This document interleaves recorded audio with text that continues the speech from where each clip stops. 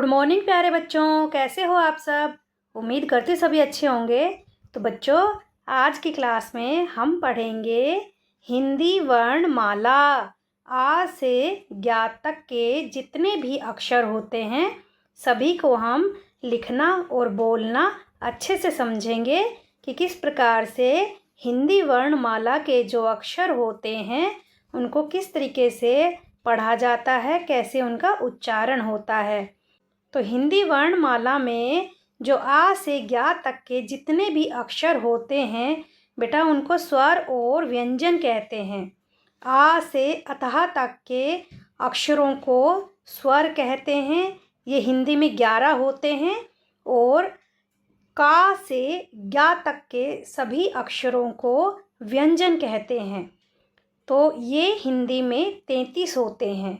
तो समझ लेते हैं बेटा, इन्हीं अक्षरों से हम जोड़ जोड़ करके किस प्रकार से एक नया शब्द बनाते हैं और फिर मात्रा वाला शब्द बनाते हैं और फिर हम सभी अक्षरों को, शब्दों को जोड़ जोड़ के हिंदी को पढ़ना और लिखना जानते हैं। तो बेटा इसी तरीके से हिंदी को पढ़ा और लिखा जाता है। यानी कि यूँ समझ लीजिएगा कि जो ये आ से और ज्ञा तक के जितने भी अक्षर हैं ये हिंदी का बेस है, हिंदी वर्णमाला का ये बेस है। ठीक है, तो अगर पहले हम बेस को ही नहीं समझेंगे तो आगे हम अक्षरों को जोड़ जोड़ करके शब्द नहीं बना पाएंगे। तो चलिए ज़्यादा देरी ना करते हुए वीडियो को शुरू करते हैं। अगर वीडियो पसंद आती है तो प्लीज़ एक लाइक ज़रूर कर देना, चैनल को भी सब्सक्राइब कर लेना। तो चलिए शुरू करते हैं। यहाँ पर देखिए बच्चों, यहाँ पे मैंने लिखा है हिंदी वर्णमाला आ से ज्ञा तक। यानी कि हम सभी अक्षरों को पढ़ेंगे आ से ज्ञा तक। ठीक है, तो ये देखिए इसको बोलते हैं आ। छोटा आ, छोटा आ से होता है अनार। ये है बड़ा आ, थोड़ा सा इसको हम बड़ा खींचेंगे, यानी कि लंबी थोड़ी साउंड इसकी खींचेंगे आ। तो आ से होता है आम। ये है छोटा ई, छोटा ई से होती है इमली। इसको हम थोड़ा सा जल्दी पढ़ देंगे, ई थोड़ा सा छोटा होता है ये बोलने में, इसलिए हम इसको छोटा ई कहते हैं। अगला है बड़ा ई। बड़ा ई को बड़ा ई इसलिए कहते हैं क्योंकि इसकी जो साउंड होती है वो छोटे ई से थोड़ी सी बड़ी होती है, थोड़ी लंबी खींची जाती है। कैसे? ई। अगला है उ, छोटा उ। इसको भी हम थोड़ा सा छोटा करके और जल्दी करके पढ़ देते हैं। उ से होता है उल्लू। ये है बड़ा उ। बड़ा उ जो होता है वो छोटे उ से बड़ा क्यों होता है? क्योंकि छोटा उ हम थोड़ा सा जल्दी पढ़ देते हैं और बड़े उ को थोड़ा सा लंबा खींच के, यानी बड़ी साउंड में खींच के हम इसको पढ़ते हैं। उ। छोटा उ को कैसे पढ़ेंगे? उ। और बड़ा उ को ऊ। और बड़ा ऊ से होता है ऊन। अगला है रि। रि से होता है ऋषि। आगे ए। ए से एड़ी। ये छोटा ए होता है और ये होता है बड़ा ए। ठीक है, तो इसको हम पढ़ेंगे ए और इसको पढ़ेंगे आए। थोड़ा सा साउंड को हम आए करके बोलेंगे। ठीक है, तो ए से होता है एड़ी और आए से होता है ऐनक। आगे देखते हैं ओ। ओ से होती है ओखली। आओ। आओ से होती है औरत। तो यहाँ पर देखिए बच्चों, ये जो ओ है इस पर सिर्फ एक मात्रा है और ये जो आओ है इस पर 2 मात्राएं हैं। तो ओ को हम थोड़ा सा ओ करके बोलेंगे और जिस पर 2 मात्रा होती है उसको हम आओ करके बोलेंगे। ठीक है। तो ओ से होता है ओखली, ओढ़नी, ठीक है। और औ से होता है और, औरत। अगला है अंग, अंग से होता है अंगूर। जब आ पर इस तरीके से बिंदी लग जाती है तो वो बन जाता है अंग, अंग से होता है अंगूर। और इसी तरीके से बेटा ये होता है, जब आ के पीछे ये दो बिंदियां लगा दी जाती है तो ये किसकी साउंड करती है? हा की। कैसे करेंगे? ठीक है। तो ये किसी भी अक्षर के पीछे जब लग जाती है तो हा की साउंड करती है, कह, ख, गह, ठीक है। तो बच्चों ये थे स्वर। अभी हम व्यंजनों को भी एक बार देख लेते हैं कि किस तरीके से वो लिखे जाते हैं और किस तरीके से वो पढ़े जाते हैं। तो यहाँ पर देखिए बच्चों, ये हो गए हैं शुरू अब व्यंजन। अभी हमने स्वरों को पढ़ा था, अब हम व्यंजन को पढ़ेंगे। तो जब इस प्रकार से हम लिखते हैं तो ये बन जाता है क से होता है कबूतर। जब इस तरीके से लिखते हैं तो ये बनता है ख से होता है खरगोश। ऐसे लिखेंगे तो बन जाएगा हमारा अक्षर ग से होता है गमला। ऐसे लिखने पर ये हमारा अक्षर बनेगा घ से होता है घर। ये होता है बेटा अंगा खाली। ये अंगा जो होता है ये खाली होता है क्योंकि इसकी जो ये बिंदी होती है सिर्फ यही अक्षरों पर, शब्दों पर लग करके अंग की साउंड करता है, ठीक है। अगला है च। इस तरीके से लिखने पर हमारा अक्षर बनेगा च। ऐसे जब हम लिखेंगे तो बनेगा छ से छाता, चा से चरखा, छा से छाता। जा से होता है जग। ऐसे लिखने पर बनता है झा से होता है झंडा। ये होता है इया खाली। जिस तरीके से अंगा खाली होता है ऐसे ही इया खाली होता है। इसकी सिर्फ इया की जो आ की आवाज़ होती है वही आवाज़ शब्दों पर लगती है और साउंड करती है आ की। इस तरीके से जब हम लिखेंगे तो ये बन जाएगा हमारा अक्षर टा।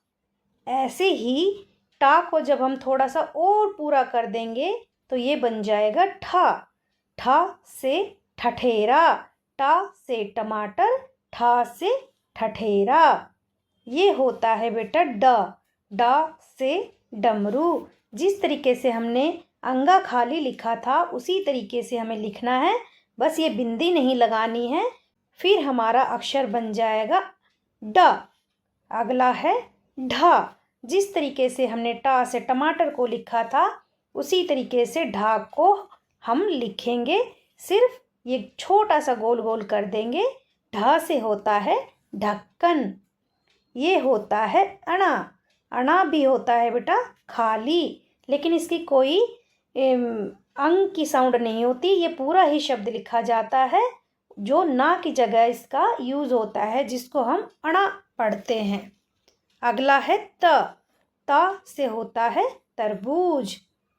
ऐसे जब हम लिखेंगे तो ये होगा था से थर्मस। इस तरीके से लिखने पर होता है द से होता है दरवाज़ा। ऐसे जब हम लिख देंगे तो ये बन जाएगा हमारा अक्षर धा से होता है धनुष। ये होता है ना से होता है नल। तो अब बेटा एक बार यहाँ पर थोड़ा सा आप समझ लीजिए, जैसे हमने टा को लिखा है ऐसे ही ठा लिखा जाएगा, बस इसको हल्का सा हम गोल गोल जो है ये पूरा कर देंगे तो ये ठा बन जाएगा। जिस तरीके से हमने अंगा को लिखा है उसी तरीके से डा को लिखेंगे, बस सिर्फ ये बिंदी जो है ये नहीं लगेगी। जिस तरीके से हमने टा को लिखा है उसी तरीके से ढा को भी लिखेंगे, बस ये छोटा सा गोल गोल सा हम इसमें कर देंगे तो ये बन जाएगा हमारा ढा। ढा से ढक्कन। जिस तरीके से हमने घा को लिखा है उसी तरीके से धा को लिखेंगे, बस यहाँ पर हल्का सा गोल गोल कर देंगे हम, तो ये बन जाएगा हमारा धा। धा से धनुष। आगे देखते हैं बच्चों, आगे है पा। पा से होती है पतंग। इस तरीके से जब हम लिख देंगे तो हमारा अक्षर बन जाएगा फा। फा से फल। ऐसे जब हम लिख देंगे तो हमारा अक्षर बन जाएगा बा। बा से बतख। ऐसे जब हम लिख देंगे तो ये बन जाएगा भा। भा से भालू। ये होता है माँ। माँ से मछली। ऐसे लिखने पर बन जाता है य। या से यज्ञ। ऐसे जब हम लिख देंगे तो ये बन जाएगा र। र से रस्सी। ऐसे लिखेंगे तो ये हमारा अक्षर बनेगा ला। ला से लट्टू। ये होता है वा। वा से वन। ऐसे जब हम लिख देंगे तो ये बन जाएगा हमारा अक्षर शा। शा से शलगम। ये होता है शा। शा से षटकोण। ये होता है छोटा सा। सा से सपेरा। तो बच्चों यहाँ पर ये वाला सा और ये सा और ये सा, ये 3 सा होते हैं, ठीक है। इसको हम श करके साउंड करेंगे और इसको भी हम श करके साउंड करेंगे, लेकिन इसको हम सा बोलेंगे, शा नहीं बोलेंगे क्योंकि ये छोटा सा होता है। ऐसे जब हम लिख देंगे तो ये बन जाएगा ह। ह से हाथी। ये होता है छ। छ से क्षत्रिय। ये होता है त्र। त्र से त्रिशूल। इसको पढ़ेंगे बेटा हम ज्ञ। ज्ञ से ज्ञानी। इस तरीके से लिखने पर ये शब्द बन जाता है ज्ञ। ज्ञ से होता है ज्ञानी। तो बच्चों एक बार आप यहाँ पर भी थोड़ा सा समझ लीजिए। तो यहाँ पर देखिए बच्चों, ये अक्षर है पा और ये है फा। जब पा को हम हल्का सा गोल गोल कर देंगे तो ये अक्षर बन जाएगा हमारा फा। जिस तरीके से हमने बा को लिखा है उसी तरीके से वा लिखा जाएगा, बस इसमें हल्का सा जो कट है बा के अंदर वो नहीं लगाएंगे तो हमारा अक्षर वा बन जाएगा। जिस तरीके से हमने भा लिखा है वैसे ही माँ को लिखेंगे। इसमें भी जो गोल गोल है वो हम नहीं लगाएंगे, ओनली ये भा पर ही लगेगा। दोनों अक्षर बिल्कुल सेम है। ऐसे ही जैसे हमने पा को लिखा है, ये है हमारा शा। शा के अंदर जब हम हल्का सा ऐसे कट कर देंगे तो ये बन जाएगा शा। और बच्चों ये जो या लिखा हुआ है ये भी बिल्कुल था की तरीके से लिखा गया है। जिस तरीके से हम था को लिखते हैं, यहाँ पर देखिए एक बार, जैसे हमने लिखा था। अब ये जो था में गोल गोल हो रखा है, या में ऐसे हम नहीं करेंगे तो हमारा अक्षर बिल्कुल सेम हो जाएगा था। तो बच्चों ये थे हमारे सारे स्वर और व्यंजन। तो बच्चों मैंने आपको आ से ज्ञा तक के सभी अक्षरों को बहुत अच्छे से समझा दिया है। अब आप इनकी प्रैक्टिस कीजिए, अभ्यास कीजिए। अगर वीडियो पसंद आई हो तो प्लीज़ एक लाइक ज़रूर कर देना, चैनल को भी सब्सक्राइब कर लेना। तो मिलते हैं अगली बार ऐसी ही वीडियो में। जय हिंद, जय भारत।